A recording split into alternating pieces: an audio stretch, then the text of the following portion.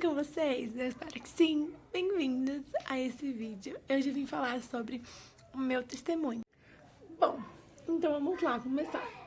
O meu testemunho ele basicamente é minha trajetória na escola, vamos falar assim. Eu sofria bullying na escola por causa da minha estética, por causa do meu corpo, né? E aí eu lembro que, pra mim, tipo assim, ok, sabe? Mas eu guardava muita coisa pra mim, guardava no meu coração e tudo bem, vou seguir. Só que eu recebi muitas críticas sobre mim mesma. E aí acontece, a pior parte da receber crítica não é você receber a crítica, mas é você acreditar na crítica. Então eu comecei a acreditar naquilo que estava em mim, que eu era daquele jeito, as pessoas me olhavam com nojo. Então parecia que eu realmente era daquele jeito que elas estavam falando. E aí eu comecei a acumular.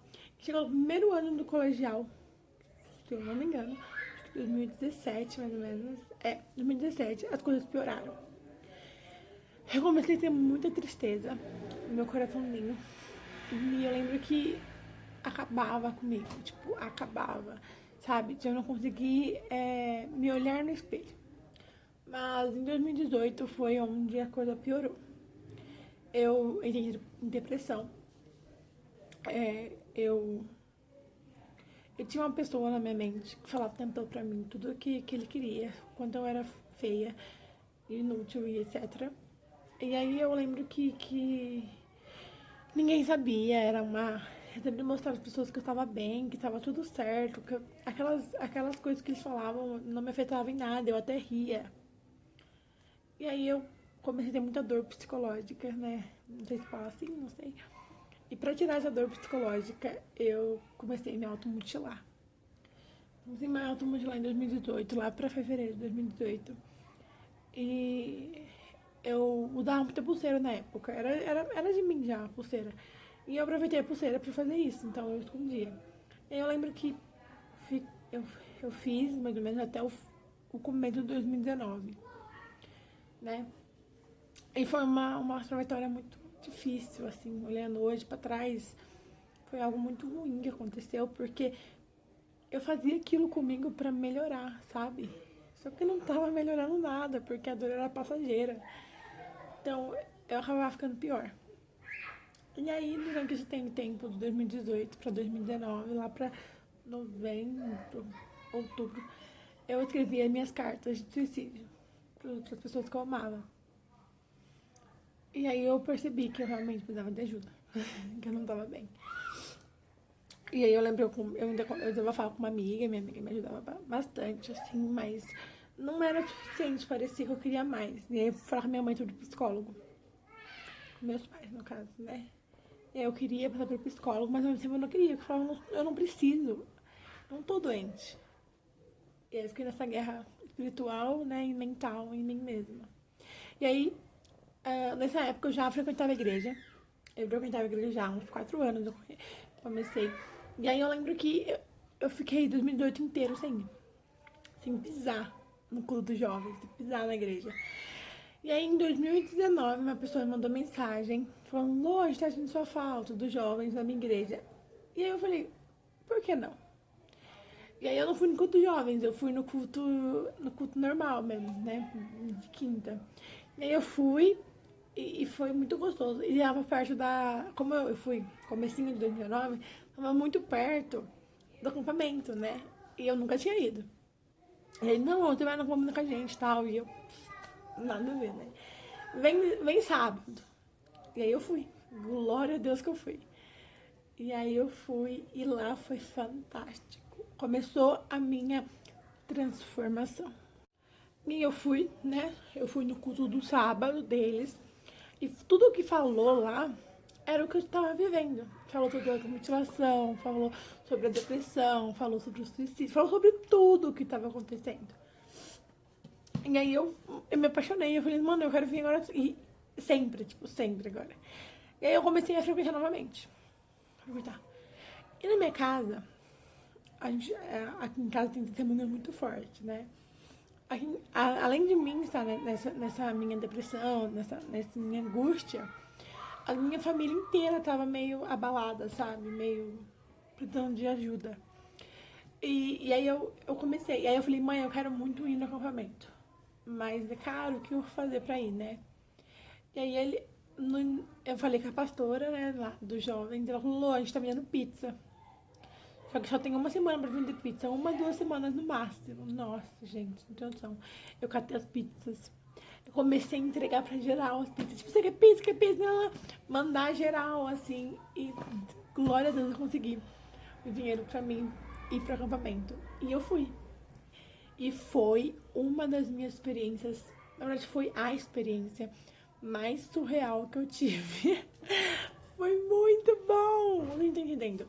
Eu fui, né? Cheguei lá no acampa.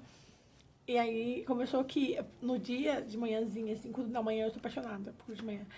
No culto de manhã e todo mundo lá, aquele fervor. E eu não tinha recebido o Espírito Santo ainda. Eu não tinha ainda. E aí a pastora me chamou lá na frente, uma das moças que estavam lá orando pela gente. E ela falou, você ainda não ora em línguas, né? Eu falei, ainda não. Aí ela foi, orou. E pum, eu orei em línguas. E aí, ela me disse assim, você tem que falar sim pra Deus. Só que na minha cabeça, eu já tinha falado sim pra Deus há muito tempo.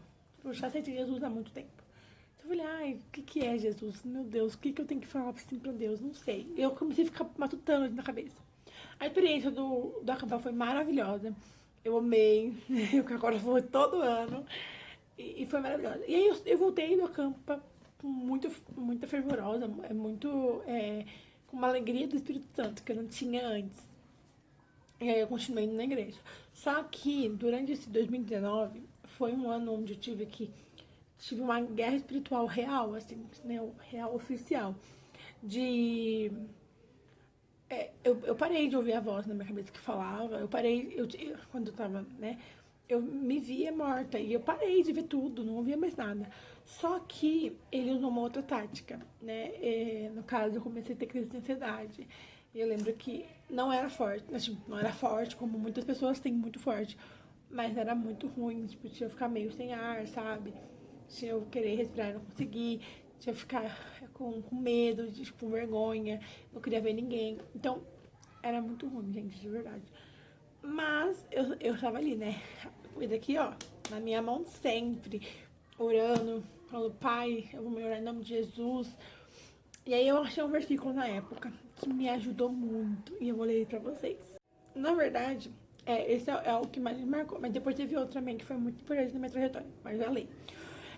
Eu já falei, acho que dele aqui no canal. Tá em 2 Coríntios 4, versículo 16 ao 18. Então, vou ler pra vocês, tá?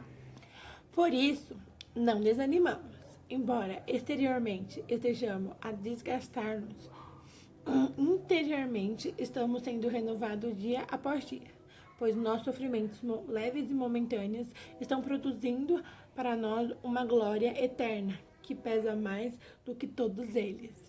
18. Assim, fixamos os olhos não naquilo que se vê, mas no que não se vê. Pois o que se vê é transitório, mas o que não se vê é eterno. Essa palavra, ela me modificou de uma maneira surreal. Foi onde eu comecei a ler a Bíblia mesmo, de fato. Foi nesse versículo que pra mim representa a esperança, representa o renovo, representa a renúncia, representa muito. E em falar em renúncia, o outro versículo que eu quero muito falar pra vocês, que está em 1 Coríntios 10, 23, que é um clássico, que eu também já tenho um vídeo falando sobre isso, que eu fiz meu devocional em cima disso, que eu amei esse, que é tudo é permitido, mas nem tudo te convém. Tudo é permitido, mas nem tudo edifica. Isso pra mim também é muito renúncia, sabe? É muito falar sobre renunciar, tirar mais de você, colocar mais dele. É uma parada muito top, muito top.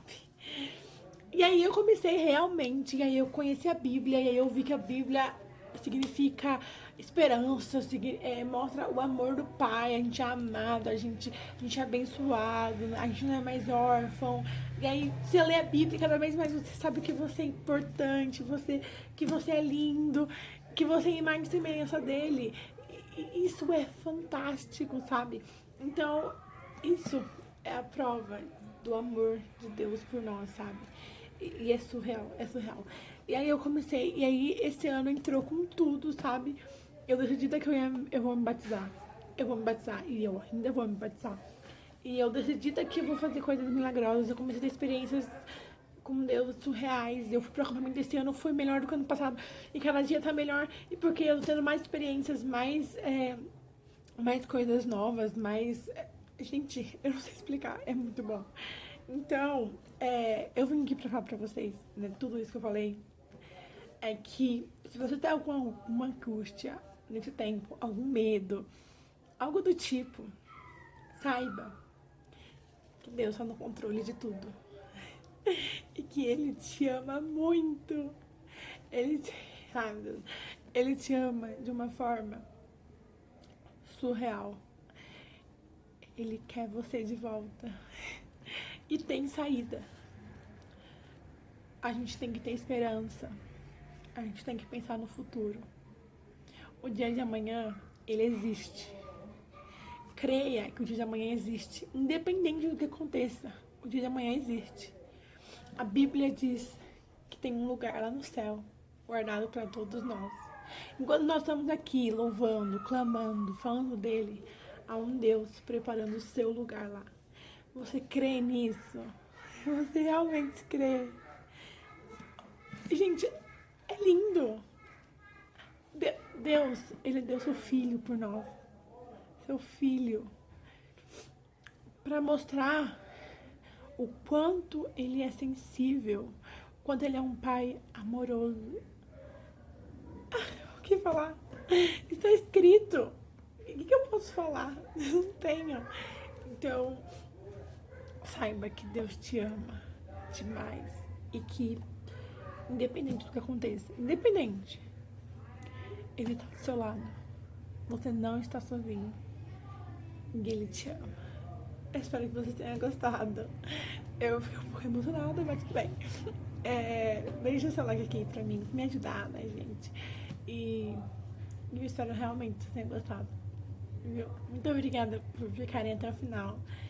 E creia, porque amanhã existe. Beijo, tchau.